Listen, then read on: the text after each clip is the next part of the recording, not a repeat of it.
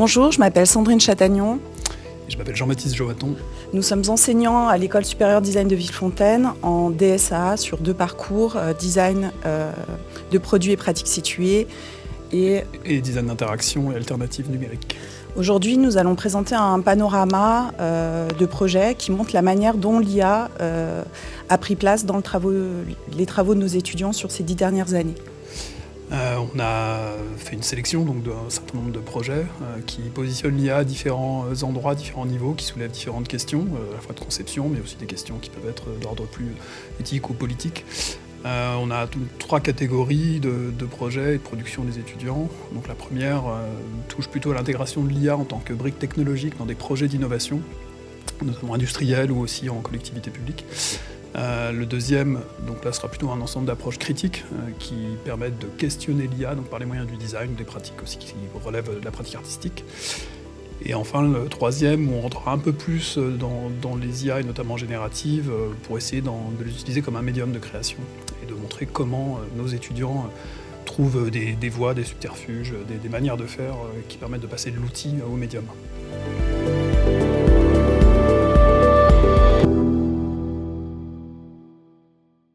Donc bonjour à tous.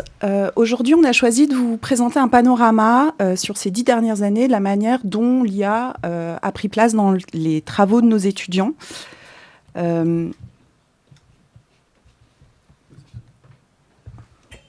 Donc, je précise qu'au sein de notre formation, en fait, nous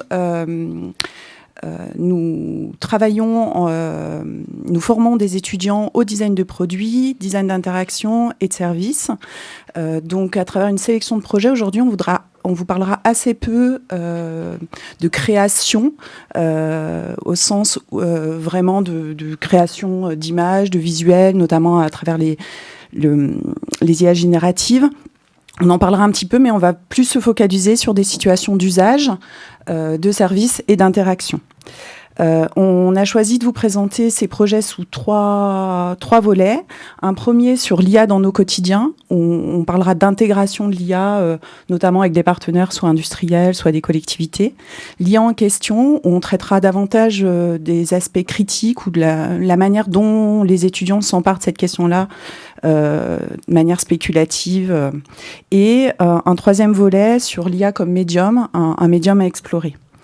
Dans ce premier volet sur l'IA dans notre quotidien, je vais vous présenter 3 projets qui ont tous les 3 une entrée techno-push, c'est-à-dire que l'entrée, c'était vraiment la technologie. Le premier projet date d'il y a 10 ans. En 2015, on avait travaillé avec le groupe SEB, avec les équipes de designers, le service IT de technologie et les anthropologues du groupe sur la manière dont l'IA pouvait accompagner la préparation de repas au sein des objets connectés de la marque. Et donc, pour ce travail-là, les étudiants ont fait un travail d'enquête, de terrain, voir comment quelle place avait déjà la voix dans notre quotidien. Et ils ont fait un travail de maquettage, d'idéation qui passait par des objets intermédiaires, des courtes vidéos, où l'idée était de voir comment ces IA allaient interagir avec les services existants. Donc, on va passer de la commande vocale, par exemple, à des envois de listes, des notifications.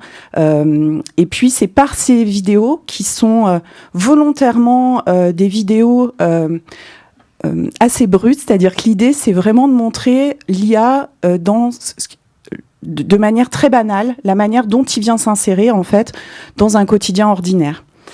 Donc, pour travailler de cette manière-là, ils travaillent vraiment avec des démarches UX en essayant de voir à quel moment l'IA interfère avec les discussions de la maison, avec des choses dans notre environnement. Le deuxième projet, en 2018, on l'avait co-organisé avec le laboratoire d'innovation publique de la métropole de Lyon, le centre Erasme, et ce workshop qui durait 3 semaines, on l'avait nommé Intelligence artificielle publique. Donc les étudiants ont eu tout un tas de conférences sur la dimension éthique, des rencontres avec des data scientists. Donc là, vous voyez en fait des prises de notes graphiques des étudiants. L'objectif était de se questionner sur la place que pouvaient avoir les IA au sein de différents services de la métropole, donc que ce soit du transport, de l'éducation, la santé. Et je vais vous parler plus particulièrement de ce projet-là qui était dans un contexte médico-social, donc avec les PMI. Il s'agissait de s'intéresser à l'accueil des primo-arrivants, donc qui parlent pas français ou très très peu. Et les médecins, en fait, avaient des difficultés à mener ces entretiens parce qu'il manque d'interprètes. Et donc là, la question s'était posée de comment on pouvait accompagner en fait ces consultations. Donc les étudiants se sont rendus compte que les consultations étaient vraiment très ritualisées. Il y avait souvent les mêmes questions qui revenaient. Et ils ont proposé en fait une table de dialogue sur laquelle venait en fait une sélection de visuels qui accompagnait en fait les questions des médecins. Et on utilisait ici l'intelligence artificielle essentiellement pour de la reconnaissance de visuels et de la traduction. Mais c'était pensé comme un espace en fait d'échange et pas un outil annexe. Ce projet est parti ce qu'ils appellent en incubation, c'est-à-dire qu'il a eu d'autres versions après le workshop, puisque à la fin du workshop en fait on avait un prototype testable qui avait aussi pour objectif pour les étudiants de comprendre comment fonctionnait l'IA, l'apprentissage par répétition, et puis d'avoir quelque chose à tester, à montrer aux partenaires. Ils en ont fait une version plus mobile. Et ce qui est peut-être intéressant aussi de noter aujourd'hui, c'est que donc cette version existe encore, mais ce qui a le plus de valeur aujourd'hui, c'est la base de pictogrammes qui a été créée et qui est utilisée seule, sans technologie, et qui est accessible à l'ensemble du corps médico-social et aux partenaires de la métropole. Un troisième projet dans le cadre d'un mémoire de recherche d'une de nos étudiantes, Maureen Trouel-Madec, qui a travaillé avec le laboratoire persuasif à Grenoble sur le véhicule autonome. Donc le laboratoire avait pris le parti de ne pas penser le véhicule autonome sous le prisme de la ville intelligente, parce que déjà surchargé d'infrastructures, mais de le penser vraiment en soi. Et ce qui les intéressait, c'était de voir aussi les problèmes que ça posait très concrètement dans la ville. Donc par exemple, un véhicule autonome en centre-ville piéton à Grenoble, quand il y a énormément d'afflux piétons, il est capable d'attendre des heures s'il y a des piétons qui passent devant lui, parce que contrairement à un chauffeur traditionnel qui va s'impatienter, à un moment donné forcer le passage, lui il a beaucoup de patience et il va attendre. Et donc il se demandait comment, à la fois du côté du véhicule, comment mieux prévoir, anticiper les déplacements des piétons, mais aussi comment le piéton va pouvoir peut-être se rendre compte de l'intention qu'aurait le véhicule. Donc j'emploie le terme intention de manière un peu exagérée volontairement, c'est-à-dire qu'on va essayer, l'hypothèse de travail, c'est on va essayer de lui accorder une forme d'agentivité, on va dire tiens, il voudrait faire ça et comment on peut communiquer ces éléments aux piétons. Donc ils ont travaillé ensemble sur des manières de travailler ce dialogue, cette entente entre le piéton et le véhicule, à travers des prototypes. Ici, c'était des recherches autour de signaux lumineux.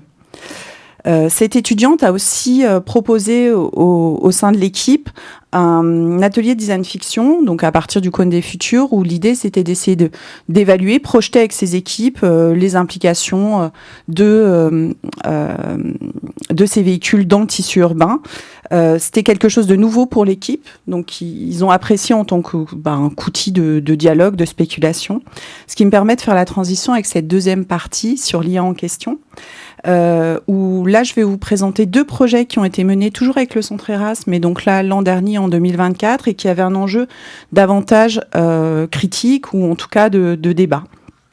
Le premier projet a été coporté avec Estelle Harry. Estelle Harry, elle travaille aujourd'hui sur l'Observatoire des algorithmes publics, donc avec cette idée de questionner la place des algorithmes dans les services publics, avec des enjeux de transparence, de responsabilité, d'équité, qui sont peut-être un peu plus fortes que dans d'autres secteurs. Et elle a accompagné une équipe sur 3 semaines pour prototyper un dispositif de formation qui était destiné aux agents de la métropole pour les questions. Alors déjà pour qu'ils puissent se rendre compte de situations très concrètes dans leur quotidien au travail où l'IA était déjà intégrée au sein de la métropole et échanger sur des situations où on allait pousser un peu l'IA dans certains services et voir quelles pourraient être les incidences. Et donc, c'était vraiment un outil à la fois d'acculturation, mais aussi de prise de position, de débat, de projection au sein du service. Le deuxième projet, je change complètement de registre, puisque c'est un projet qu'on a mené avec une compagnie de théâtre de rue qui s'appelle Complexe Capharnaüm, Carnaval Digital Pirate. Donc la proposition artistique de ces artistes, c'était de s'emparer du carnaval comme un sujet politique, activiste, pour repenser notre rapport à l'identité. Il proposait aux participants du carnaval d'interagir via une application avec l'œuvre globale du carnaval, et donc à travers un questionnaire un peu décalé, il co-crée entre guillemets, avec un processus d'IA, des personnages, des avatars, des figures. Leur idée en fait, c'était de créer au sein du carnaval une espèce de communauté hors norme qui questionnait un peu notre rapport à l'identité, à l'esthétique, à notre figure. Voilà, je laisse la main à mon collègue. Très bien. Je vais continuer donc la présentation de ce panorama. Donc toujours dans cette deuxième partie, qui est comment est-ce qu'on accompagne les étudiants à développer un regard critique sur les technologies, et plus précisément sur les intelligences artificielles. Donc dans différentes situations de projet, que ce soit avec des partenaires, que ce soit aussi des projets de recherche ou menés dans le cadre de la 5e année. Donc il y a quelques années aussi, Zoé Paille avait travaillé, s'interrogeait sur la relation qu'induisent les technologies à base d'intelligence artificielle dans notre quotidien, le rapport à soi notamment, toujours les questions d'identité. En interrogeant plus particulièrement un certain nombre de rituels ou de gestes qui seraient issus plutôt des pratiques type divinatoire. Donc là, ça passait à la fois par des applications qui permettaient de lire dans le mar de café, par exemple, donc en utilisant des technologies qui commençaient à être mises à disposition, notamment par Google, ou pour le miroir, de la même chose, ou d'inventer un répertoire de gestes avec des assistants intelligents qui seraient différents et plutôt de l'ordre de l'invocation. Donc là, on est plutôt sur des propositions de design critique, manifestes, qui visaient aussi à réfléchir, donc à donner des supports de réflexion, de discussion, de débat. Aux antipodes peut-être des tout premiers projets qu'on a montrés, dans lesquels l'idée était d'adopter ou de pousser les technologies dans les usages. Un autre type d'exercice qu'on fait assez régulièrement, et puis qu'on va continuer certainement à faire, c'est aussi de s'emparer des technologies pour essayer d'en montrer les risques, les côtés, et puis encore une fois développer ce regard critique sur les technologies. Donc là, le workshop Trax, de quelques jours, où l'idée était de jouer avec et de faire jouer avec un programme qui s'appelle MediaPipe, qui est très répandu d'ailleurs dans les communautés artistiques ou en design, qui est un ensemble d'outils qui permettent de faire de la reconnaissance de forme. Et qui correspond de très près, évidemment, à des outils de reconnaissance de visage ou de personnes dans les dispositifs de surveillance. Donc là, c'est un petit jeu, alors la vidéo est pas terrible, mais où l'idée était de traverser une scène et d'échapper en fait à la reconnaissance avec des accessoires qu'on nous donnait. Les accessoires étaient tirés au sort, donc avec un arrosoir, comment est-ce qu'on peut passer pour un chat, par exemple. Donc c'est ce qu'on voit, je crois qu'il y arrive à un moment. Oui, 4, oui, avec 30% de confiance quand même. Donc c'était pas énorme, mais je crois que ça lui a rapporté des points quand même. Et puis un autre dispositif où là c'est un dispositif où on superposait du coup la vision de détection, donc ce fameux carré de détection qu'on voit très souvent sur toutes les applications liées à la reconnaissance, qui est projeté directement sur le visage reconnu, qui a été lui-même d'ailleurs toujours brouillé derrière pour pas qu'on le reconnaisse. Enfin bref, il y a plutôt un jeu un peu sur l'image, sur les vidéos qui se retrouvent toutes dans le même espace. Et puis pour terminer cette deuxième partie sur une approche critique, donc c'est un petit peu différent. Donc c'était l'IA comme objet d'étude. Donc là, un étudiant a eu la chance de travailler avec un des programmes de recherche du Media Lab de Sciences Po, donc plutôt en sciences humaines du coup, ou en STS. Donc en 2021, et donc s'est intéressé notamment aux datasets. Donc voilà, une partie importante, l'entraînement des modèles, et donc son travail de mémoire s'appelait géologie critique des datasets. Là, je parlerai juste de ça. Il y a eu pas mal d'activités, donc à la fois, il a fait notamment tout en haut ce qu'on voit très mal. Donc c'est un dataset de dataset. Donc c'était déjà d'essayer de comprendre tous les datasets qui étaient utilisés. Notamment, on se rend compte que c'est souvent les mêmes qui sont utilisés pour nourrir les nouveaux modèles. Et puis ensuite, un atelier aussi assez intéressant. Et là, je parlais plutôt en pédagogie. C'est plutôt chouette de travailler ces technologies-là aussi avec du papier. Donc d'imprimer des images, de les découper, d'essayer de comprendre ce qui se passe. Donc là, le cas d'étude, c'était une application qui permet de dépixeliser une image. Donc voilà, c'est un des usages qui est d'ailleurs assez répandu, notamment dans le champ design graphique. Donc une image envoyée par le client qui est pixelisée, comment on fait pour retrouver une bonne image. Donc voilà, maintenant il y a une application qui permet de faire ça. Et donc à partir d'un certain nombre de tests, donc il avait organisé un atelier avec des étudiants pour les inviter à réagir et à essayer de décrire ce qui se passait, ce qu'ils imaginaient, ce qu'avait fait l'application, quel était le modèle derrière, pour remonter petit à petit sur quelles données d'entraînement, pourquoi est-ce que ça sort ça. Donc, voilà. Et tout ça a été consigné textuellement en se disant que ça pouvait être une nouvelle... ces commentaires-là pouvaient faire partie aussi d'un futur jeu de données qui serait accompagné de commentaires. Donc il avait appelé ça un metaset. Voilà. Il avait aussi travaillé sur une interface qui permettait de faire un audit de jeux de données avant publication, avec un certain nombre de critères. Enfin bon, là je ne rentre pas dans le détail, on n'a pas suffisamment de temps.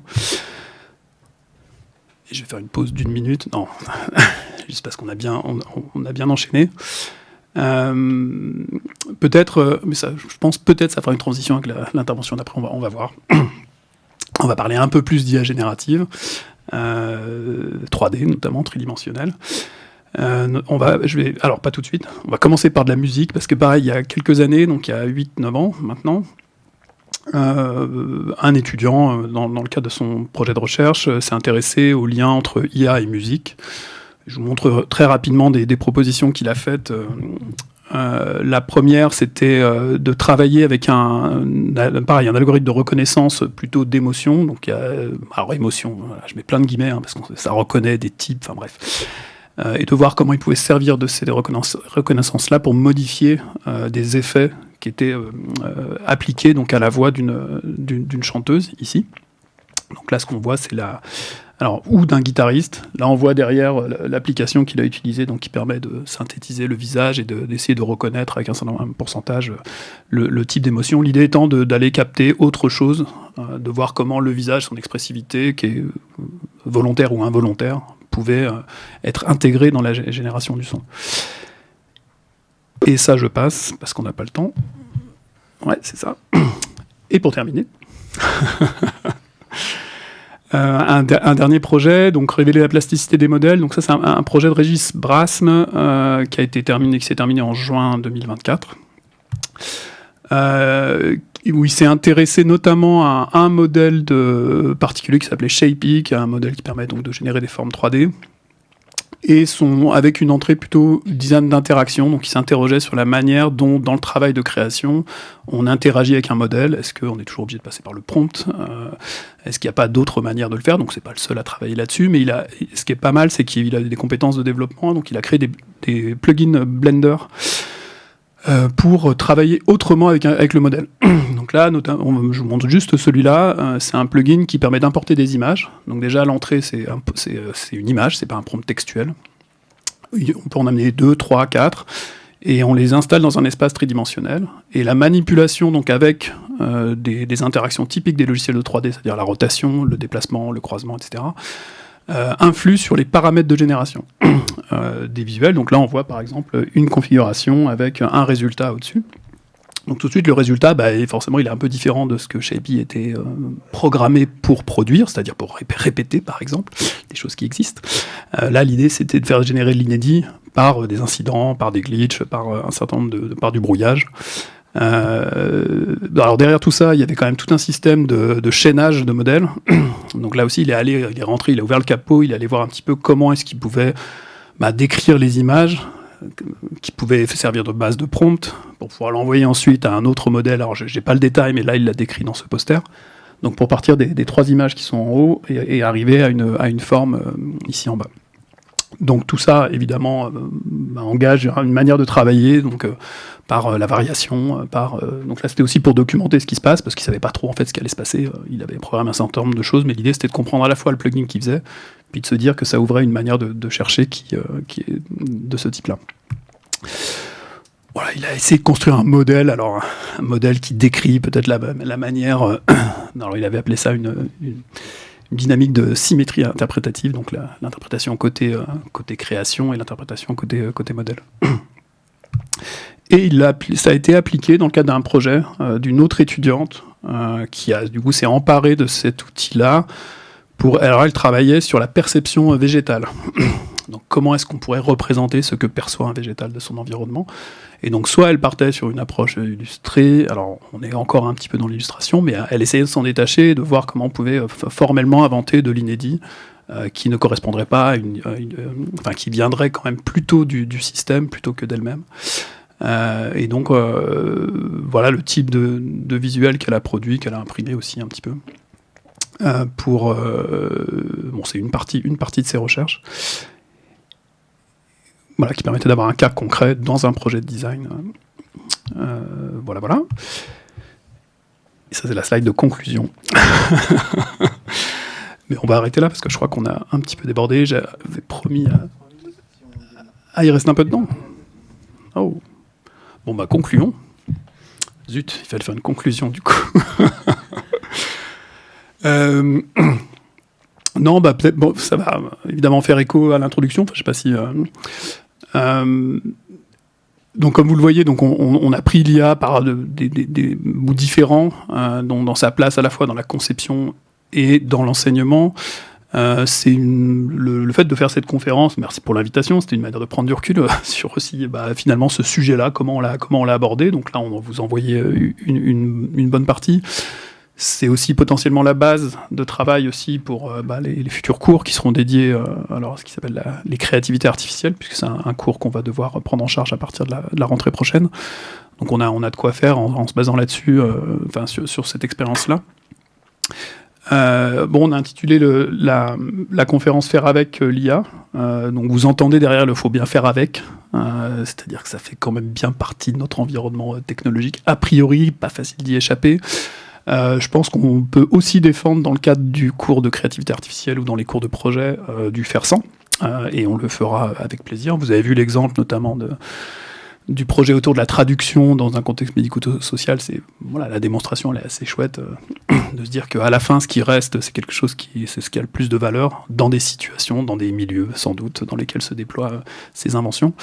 Voilà de mon côté pour la conclusion.